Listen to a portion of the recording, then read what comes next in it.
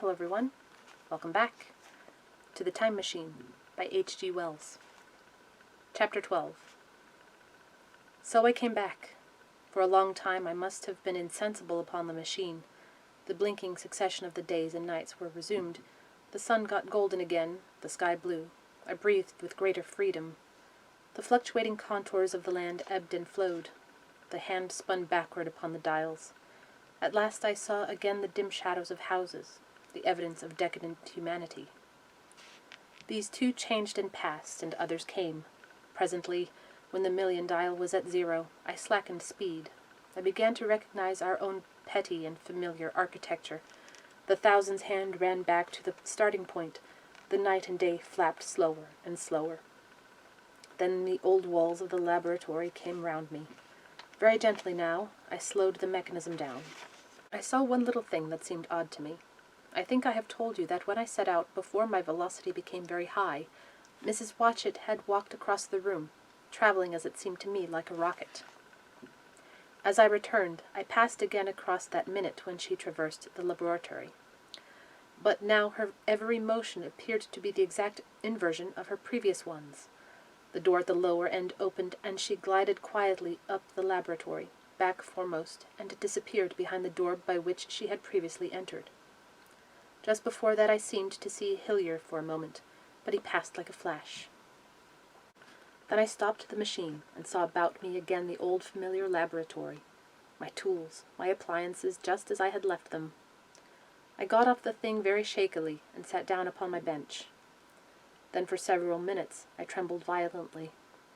Then I became calmer. Around me was my old workshop again, exactly as it had been. I might have slept there, and the whole thing have been a dream. And yet, not exactly. The thing had started from the southeast corner of the laboratory. It had come to rest again in the northwest, against the wall where you saw it. That gives you the exact distance from my little lawn to the pedestal of the white sphinx into which the Morlocks had carried my machine. For a time my brain went stagnant. Presently I got up and came through the passage here, limping, because my heel was still painful, and feeling sorely begrimed. I saw the Pall Mall Gazette on the table by the door. I found the date, it was indeed today, and looked at the timepiece, saw the hour was almost 8 o'clock. I heard your voices and the clatter of plates. I hesitated. I felt so sick and weak. Then I sniffed good wholesome meat and opened the door on you. You know the rest. I washed and dined, and now I am telling you the story. I know, he said after a pause, that all this will be absolutely incredible to you. To me, the one incredible thing is that I am here tonight in this old familiar room, looking into your friendly faces and telling you these strange adventures. He looked at the medical man. No, I cannot expect you to believe it. Take it as a lie or a prophecy. Say I dreamed it in the workshop. Consider I have been speculating upon the destinies of our race until I have hatched this fiction. Treat my assertion of its truth as a mere stroke of art to enhance its interest. And taking it as a story, what do you think of it? He took up his pipe and began, in his old accustomed manner, to tap with it nervously upon the bars of the grate. There was a momentary stillness. The chairs began to creak, and shoes to scrape upon the carpet. I took my eyes off the time-traveler's face and looked round at his audience. They were in the dark, and little spots of color swam before them. The medical man seemed absorbed in the contemplation of our host. The editor was looking hard at the end of his cigar. The 6th. The journalist fumbled for his watch. The others, as far as I remember, were motionless. The editor stood up with a sigh. "What a pity it is you're not a writer of stories," he said, putting his hand on the time-traveler's shoulder. "You don't believe it?" "Well, I thought not." The time-traveler turned to us. "Where are the matches?" he said.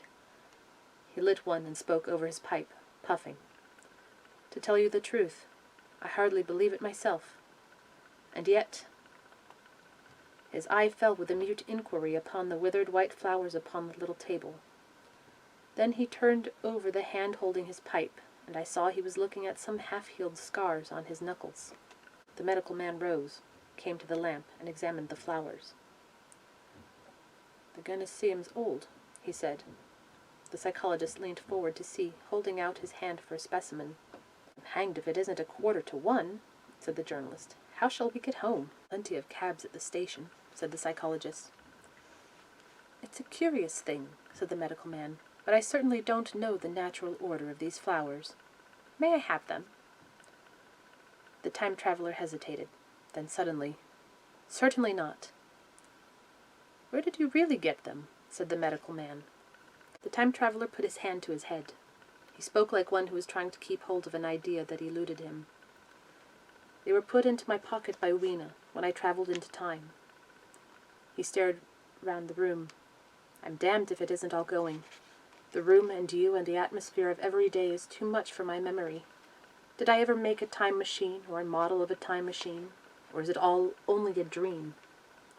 They say life is a dream, a precious poor dream at times, but I can't stand another that won't fit. It's madness. And where did the dream come from? I must look at that machine, if there is one." He caught up the lamp swiftly and carried it flaring red through the door into the corridor. We followed him. There in the flickering light of the lamp was the machine, sure enough. Squat, ugly, and askew. A thing of brass, ebony, ivory, and translucent glimmering quartz. Solid to the touch, for I put out my hand and felt the rail of it, and with brown spots and smears upon the ivory, and bits of grass and moss upon the lower parts, and one rail bent awry. The time-traveler put the lamp down on the bench and ran his hand along the damaged rail. "It's all right now," he said. "The story I told you is true. I'm sorry to have brought you out here in the cold." He took up the lamp, and in absolute silence we returned to the smoking room. He came into the hall with us and helped the editor on with his coat.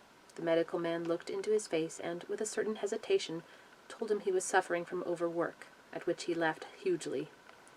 I remember him standing in the open doorway, bawling good night. I shared a cab with the editor. He thought the tale a gaudy lie.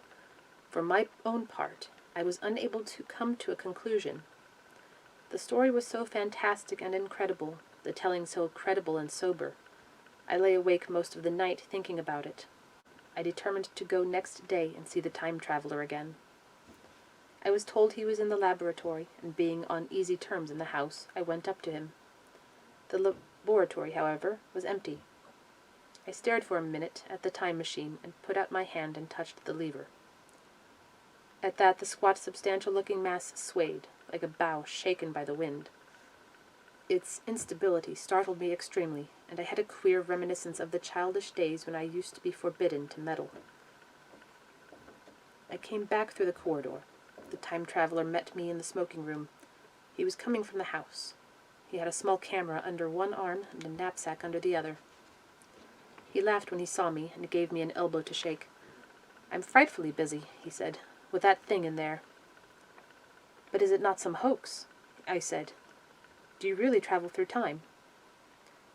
"Really and truly I do," and he looked frankly into my eyes. He hesitated. His eye wandered about the room. "I only want half an hour," he said. "I know why you came, and it's awfully good of you. There's some magazines here. If you'll stop to lunch, I'll prove you this time traveling up to the hilt, specimen and all, if you'll forgive my leaving you now." I consented, hardly comprehending then the full import of his words, and he nodded and went on down the corridor. I heard the door of the laboratory slam, seated myself in a chair and took up a daily paper. What was he going to do before lunchtime? Then suddenly I was reminded by an advertisement that I had promised to meet Richardson, the publisher, at 2. I looked at my watch and saw that I could barely save that engagement. I got up and went down the passage to tell the time-traveler. As I took hold of the handle of the door, I heard an exclamation, oddly truncated at the end, and a click and a thud. A gust of air whirled round me as I opened the door, and from within came the sound of broken glass falling on the floor. The time-traveler was not there.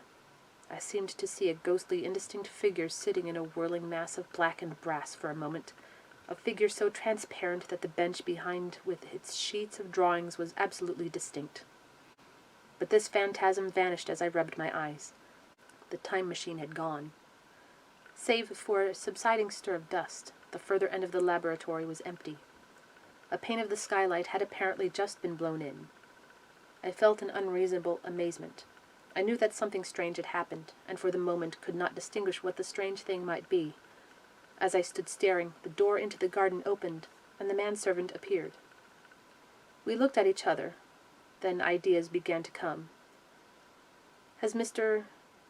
gone out that way?" said I. "No, sir. No one has come out this way. I was expecting to find him here." At that I understood. At the risk of disappointing Richardson, I stayed on, waiting for the time traveler, waiting for the second, perhaps still stranger story, and the specimens and photographs he would bring with him.